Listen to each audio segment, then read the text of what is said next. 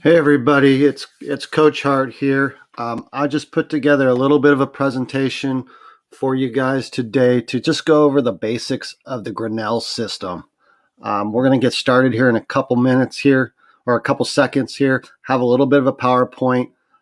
Some of this information, if you've signed up for the Facebook group and requested the intro to the system, you've received a lot of this information. But today I thought I'd talk through it a little bit as a coach that's going through it, putting it in. And in the past, from 2009 to 2013, I ran a hybrided version of the system. I didn't go full out Grinnell-style system. So today, hopefully my goals for you guys are to educate you a little bit, help you understand what the Grinnell system is and what it's all about. So let's get started.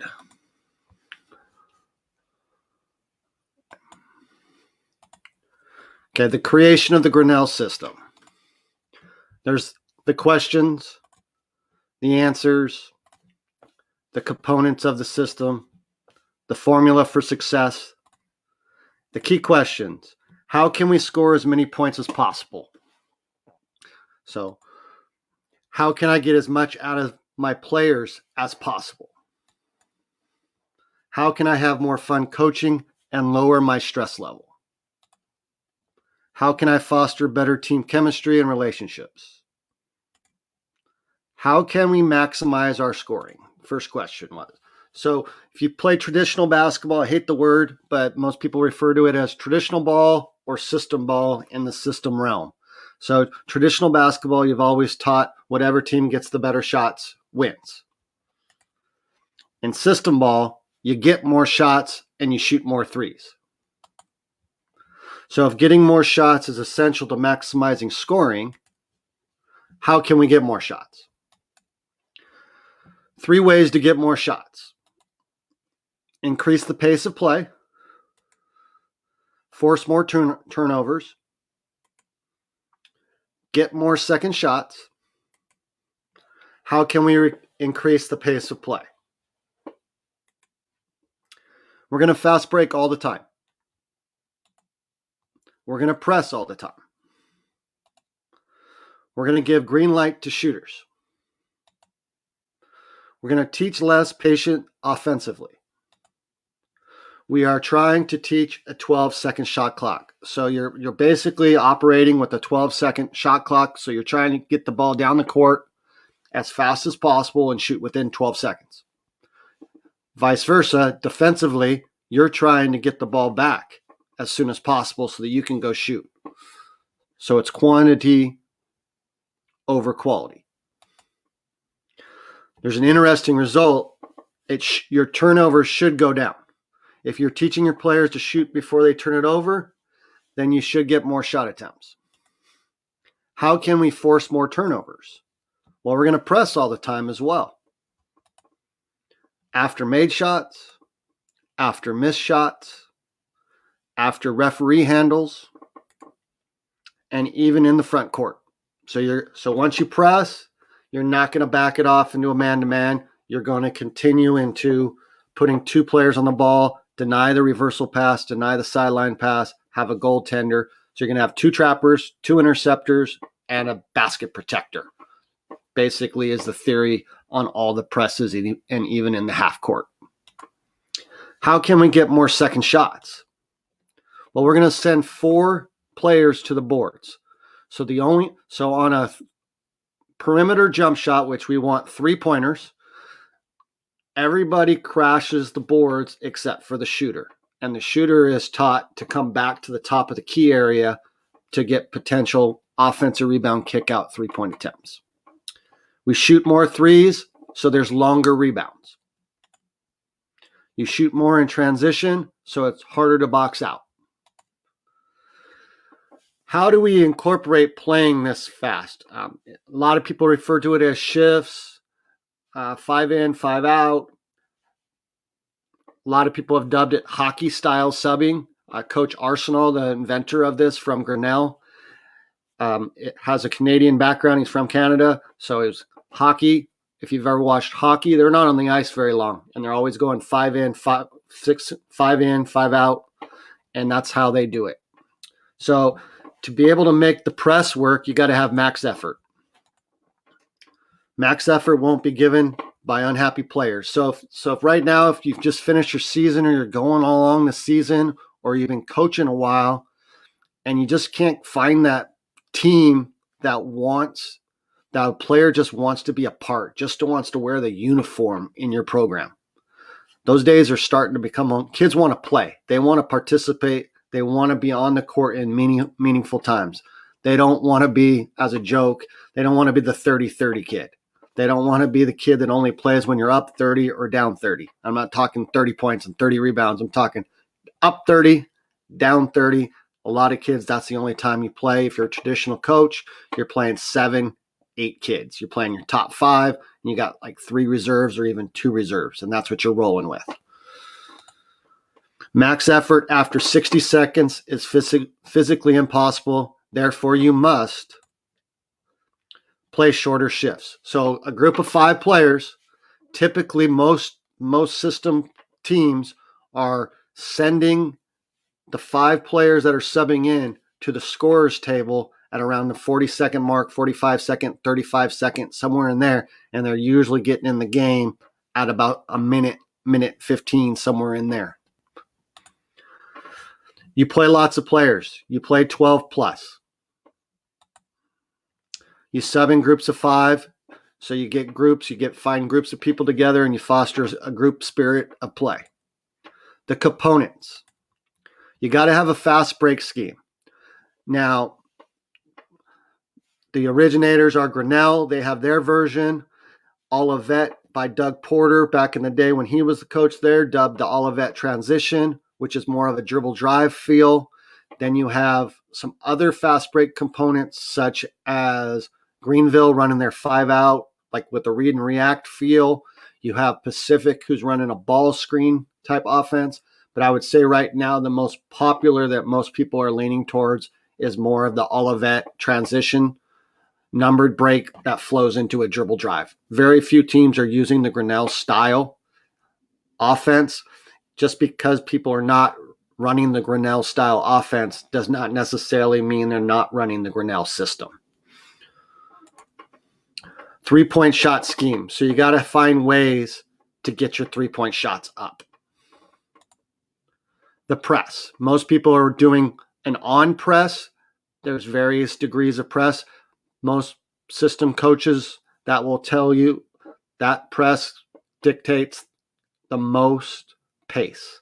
The on press has a player on the ball, and as soon as it's inbounded, you put 2 on the ball. You deny the lag pass, which is ball reversal, deny the sideline or the next. They're denying the most likely passes, and they're really risking trying to get a steal or one good trap in the backcourt before the other team scores. Offensive rebound scheme, so you got to teach how you're going to crash the boards, get 8 feet in the paint on every shot attempt. That is perimeter. Playing units. You got to be able to structure your playing units. You structure and you script your shifts. Now let's get into the big component that a lot of people want to know about are what's the formula. So the first formula, and this is based upon college basketball formula right here that Grinnell kind of dictated, is they want to get 100 shot attempts. And half of those shots being 3-point attempts. Now, this may be a little bit different. I've heard coaches do 60%. I've heard coaches do a little less. But you really need to get your 3-point attempts. It is basically an offense that you're trying to get 3s over 2s. Turnover goals. So you're trying to turn the other team over 32 times in a 40-minute game. Offensive rebound percentage. You're trying to get 35% of your misses. If you're going to shoot 100 shots and half of them 3s, you're going to miss a lot of shots. So for you to be successful, to get the tempo, get the amount of shots, you need to rebound 35% or more of your offensive shot differential. This is the last huge one is you need to outshoot your opponents by 25 shots or more. Now, let's adjust the formulas and the numbers for your situation. If you're a high school coach and you play only 32 minutes, well, that's roughly 20% less than what college plays. So your field goal attempts may look something like 80 and 40 for three-pointers. Your turnovers might be somewhere like 25. Your offensive rebound percentage won't change. Now, if Doug Porter was speaking on the woman's side, he puts it at 40%. So, and he's attained that quite a few times. And the shot differential goal would probably be a little less than 25 in a 32-minute game. So you still want to get it up there around the 20-ish mark. So the byproducts of doing this, you're probably going to have some happy players. It doesn't always work that way from what I've heard from all the coaches I've been interviewing. Less stress sometimes. You might have other things like, what are you doing? The trapping, the pressing, this is crazy. Sonny Allen said, you got to be a little crazy to do this. So more fans. I've seen it. Marina here in early 2000s was running it, and it just changed the community in California. And it gets people behind it. More people are playing, so more parents are more likely to have relatives and stuff come out because little Johnny or little Annie is playing more. Recognition. You're going to set records. You're going to give up records. So you might get more media exposure. You might get more people talking in the community about your program. More fun. The practices are a little bit different. They're shorter. They're more upbeat. You're doing a lot of shooting. You're doing a lot of ball handling, shooting, finishing, short scrimmages, and you're in and you're out. It's no longer the 2-hour grinding practice. There's a less emphasis on winning. I mean, winning's important, but if you there's a statistical thing on those 5 formulas of the stat formulas of success that I went over on the previous slide. If you hit all 5 of those, there's a statistic out that you win 97% of your games. So what you're really emphasizing is trying to hit stat numbers. And if you do hit that, the winning will take care of itself. So it's a process over a product. Disclaimers. The system is not a cure-all. It can backfire if implemented for the wrong reasons. If you're just trying to run it because your sole purpose is to make yourself winning, then it might not work for you. The original plan of this was to get more participation for Division III school that was low in enrollment based, and it's a fun way to play basketball. It is not solely designed for you just to win, or that's the only purpose to run this is just for you to win. It can backfire if implemented without certain types of players. So if you don't, I mean, you need some ball handling, you need some point guards, you need a little bit of some guys that can go, and highly recommend that you have some shooting. If you have a couple great great point guards, and you have some shooters, then you have some other guys that can just fill defensive utility roles, rebounding roles, then you probably have the makings of putting together a pretty decent system team. It can backfire if players don't buy in. If you're playing 5 in, 5 out, and people aren't happy or they're frustrated with certain situations and they just stop giving max effort, then you're not going to be successful. It is hard to implement part of it. It is a system. So conducting all these clinics and hearing a lot of coaches, and they're like, well, I like this aspect, but I only want to put this because I don't want to give up layups. I'm unsure about this. I mean, you're either in or you're not. So it's one of those jokes that you're not kind of pregnant, you're pregnant. So if you're going to do the system, you need to do the system. There's a reason why the formula was created. It's successful. You gotta put your feet in the sand and say, I'm going all in if you want to do this. Some more resources for you guys on the system. if you don't have this book, this is the Bible. I know Doug and Gary don't like us saying that, but this book right here, whether you're a system coach or not, it's on Amazon. It's in the unit section of the Facebook group. I mean, it covers almost everything that you can possibly think of on the system. I've had system basketball Zoom clinics. I have the membership club, and there's instructional videos. I have the podcast. And the one thing I do want to show you guys here is inside the Facebook group.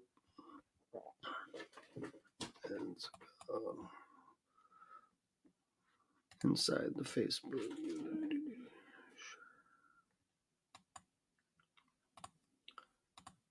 Okay, let me get to it here for you. Chrome tab. Inside the Facebook group, we have a guide section. It's at the top of the Facebook group here in the guides. And I've put together an edit of, well, here's the system book. The Road to 138, Jack Taylor's story, is a great read. But I've started to put some guides in here on some basics of the system. Olivet. Here's the Olivet. It goes through, it's about minute 14. It goes through their made shot transition break, how they're looking to push the ball to score. And then we also have Grinnell's version, which is a staggered screens. Those are without a doubt the two most popular programs to study. Greenville is popular as well. They run the 5-out version. I'll probably be doing a transition of them shortly and putting it up in the group. So if you're interested in learning more about the system, today's kind of PowerPoint, it's a little bit different one. It's up in the guide section here as well. Intro to System Basketball. Fill out your email, put it in there, and you'll get a download of it so that you guys can research it yourself. Hope this helped you. And if I can help in any way, you can send me a message. So thanks for joining me. This will be archived in the Facebook group. Have a great day, everybody.